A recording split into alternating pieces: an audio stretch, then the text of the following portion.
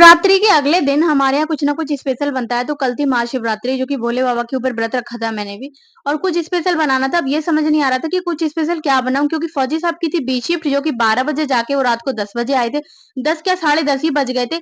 और उसके बाद मेरे भी कुछ समझ नहीं आ रहा था, क्योंकि 12 बजे तक जो भी बनाना था फिर मैं क्या बनाती। फिर मुझे ये समझ आया कि मेरे घर में मटर पड़ी है, ऐसा करती हूँ, गोभी भी पड़ी थी। तो मैंने सोचा ऐसा करती हूँ, बिना लहसुन प्याज की गोभी की सब्जी और मटर की कचौड़ी बना लेती हूँ। क्योंकि फौजी साहब ने पहले ही ऐसा बोल दिया था कि मैं ना लेकर जाऊँगा, मैं खाकर नहीं जाऊँगा, क्योंकि मैं जिम करके आऊँगा, अभी जिम करके आके ओट्स लूँगा, उनका वही पुराना चला आ रहा है। जिम करके आके ओट्स लेने के बाद फिर मेरे को खाया तो नहीं जाएगा, तो मेरे लिए कुछ बाँध देना। मैंने कहा ठीक है, मैं ऐसा करती हूँ कि मैं आपके लिए बाँध देती हूँ। अब हस्बैंड का ऑर्डर था तो भई मानना तो था ही, तो मैंने सोचा ऐसा करती हूँ कि कुछ अच्छा सा बना लेती हूँ जो मैं भी खा लूँगी, क्योंकि मैं भी भूखी थी। लगभग मैंने 1 बजे के लगभग अपना महाशिवरात्रि का व्रत खोला था अगले दिन। नमक तो मैं रात को खाती नहीं हूँ, रात को मैंने फ्रूट्स वगैरह ले लिए थे, दूध ले लिया था, फ्रूट्स में ही मतलब ये मान लो कि दही का रायता सा बना के ले लिया था, दही में मैंने सारे फ्रूट्स डाल लिए। फिर अगले दिन को मुझे भूख तो बहुत तेज लग रही थी, नाश्ता करने का भी टाइम नहीं था। फिर मैंने सोचा ऐसा करती हूँ कि मैं 1 बजे अपना व्रत खोल लूँगी, क्योंकि सुबह मैंने फौजी साहब को बोला कि आप पूजा कर देना। बोले ठीक है। तो मैंने क्या करा, थोड़े से आलू उबाले, आलू उबालने के बाद थोड़ी-सी 1 कटोरी मैंने सूजी ली, 1 कटोरी के लगभग ये आलू मान लो, कद्दूकस करने के बाद 1 कटोरी लगभग आलू हो गए, उसमें मैंने 1 कटोरी ही आटा डाला, इतना ही मेरी स्टफिंग तैयार हुई आटे की। मैंने तीनों चीज़ मिक्स कर ली, अजवाइन, जीरा और नमक डाल के तीनों का आटा मिक्स कर लिया। जिससे कि क्या है, सूजी से थोड़ी क्रिस्पी हो जाएँगी ना, और आलू से तो थोड़ा मतलब अच्छी ही बनती है हमारी, अगर हम नॉर्मल भी पराठे आलू बना रहे हैं। ये वीडियो मेरी आपको लाइव पर मिलेगी, मैंने लाइव पर पूरी वीडियो इसकी बनाई है। मैंने जो कचौड़ियाँ स्टार्टिंग की बनाई थी, ये तो मैं अपने लिए बना रही हूँ, क्योंकि फौजी साहब ड्यूटी जा चुके हैं। तो बस लेडीज़ का क्या रहता है कि कैसा भी बन जाए, बस पेट भर जाए। लेडीज़ इतनी अच्छे से अपने लिए तो बनाती नहीं, जितनी अच्छे से हस्बैंड के लिए बनाती है। तो मैं अपने लिए 2 पूड़ियाँ निकाल रही थी, फौजी साहब ड्यूटी चले गए थे। पर जो फौजी साहब ने मुझे घर पे आके कॉम्प्लीमेंट दिया, बस मेरा तो दिल ही खुश हो गया, दिल गार्डन-गार्डन हो गया, ऐसा मान लो। फौजी साहब से मैंने पूछा कि जो मैंने आपको आज कचौड़ियाँ दी थी कैसी थी? बोले उनको तो पता ही नहीं चलता कि कैसी थी यार, टेस्टी तो बहुत थी, पर काहे की थी? मैंने कहा मटर की कचौड़ियाँ थी वो। अरे! पता है मेरे साथ मेरे एक स्टाफ मेंबर ने खाई और वो तो ऐसा कह रहा, यार तुम क्या लेके आए हो? आज तो मेरा मेरा जीवन बिल्कुल तर-बतर हो गया, मतलब आत्मा मेरी तृप्त हो गई। मैंने कहा आत्मा तृप्त हो गई मतलब कह रहे ऐसा मैंने जो खाना खाया है तुम्हारे यहाँ का बिना लहसुन प्याज का है, और इतना टेस्टी, और जो कचौड़ियाँ इतनी क्रिस्पी हो रही हैं कि मज़ा ही आ गया। मैंने कहा अच्छा, सच में ऐसा बोल रहा? तो अगर हस्बैंड की तरफ से इतना अच्छा कॉम्प्लीमेंट मिल जाता तो फिर पूछो ही मत, कि हर लेडी की खुशी का ठिकाना ही नहीं रहता। और मेरा तो यही रहता है कि मैं देखो खाना तो हमें बनाना ही है।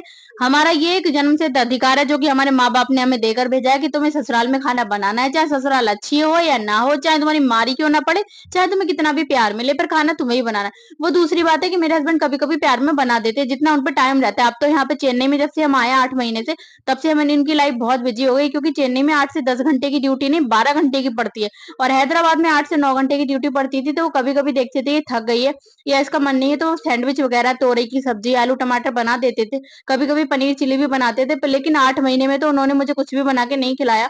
भले ही मैं कभी मेरा मन ना हो तो बाहर से मुझे डोसा ला देते हैं, जो कि चेन्नई का फेमस है, बाकी वो बना के तो कुछ नहीं खिलाया। पर ये है कि लेडीज़ को तो भई बनाना ही है, चाहे मन हो चाहे ना हो। तो भई अपना भी हमारा भी तो बनता है कि अगर मम्मी-पापा ने सिखा के भेजा है कि तुम्हें खाना बनाना ही, तो फिर मुँह बनाकर ही क्यों बनाना? मुझे तो ऐसा लगता है कि अगर तुमको खाना बनाना है तो फिर अच्छे से दिल खुश हो के बनाओ।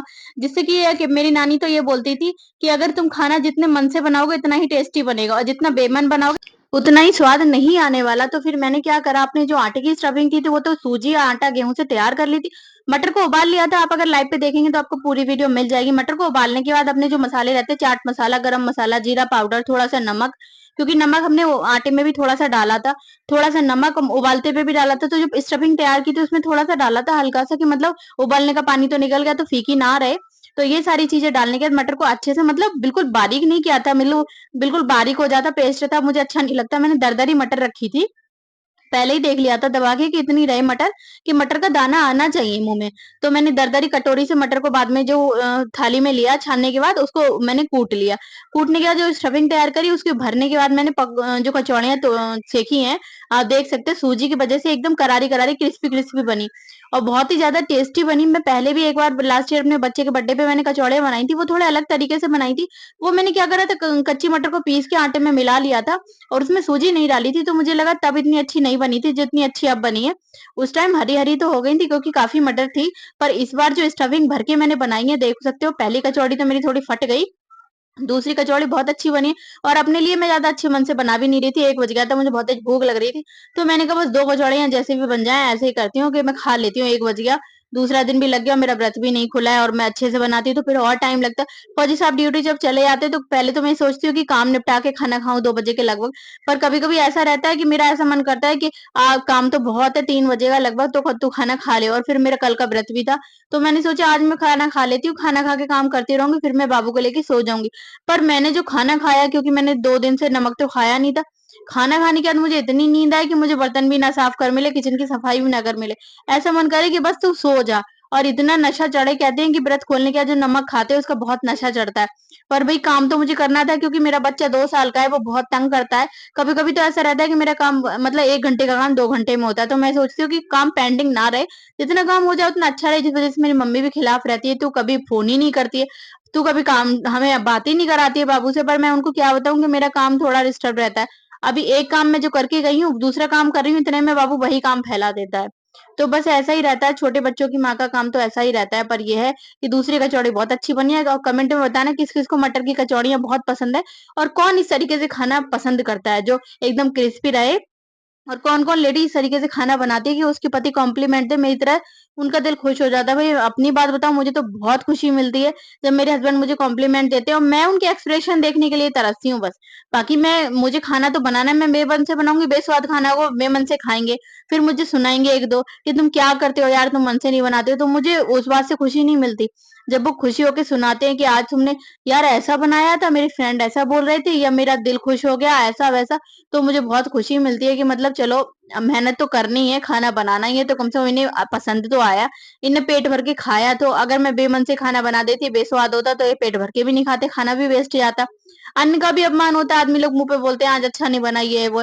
तो मैं ज़्यादातर कोशिश यही करती हूँ, वीडियो अच्छी लगे तो लाइक, शेयर, कमेंट करना, चैनल को सब्सक्राइब कर